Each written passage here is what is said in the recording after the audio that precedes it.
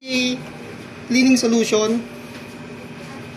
Ate ma'am, cleaning solution, tapos rinse solution dito ma'am. 100 UL. So naman 100 sir, 1,000. ay 1,000. 50 ml mo dito na ma'am. So acid solution ma'am, medyo nabayag daw ng kita. Then distilled lang sana.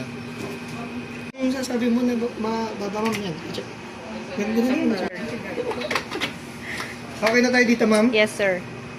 Sa Radiance Metal. ABCD, nakikita din natin dyan ma'am, ABCD. Ayun siya ma'am.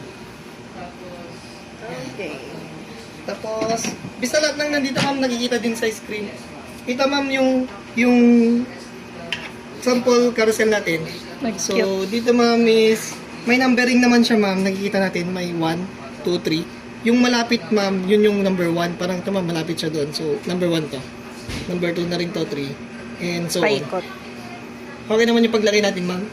Bali cubettes yung gagamitin dyan, sir. Hindi ma'am, meron tayong sample cuvettes yan ma'am. Yes ma'am, yun po. Iba. Ay, di ba? Ikaw mo.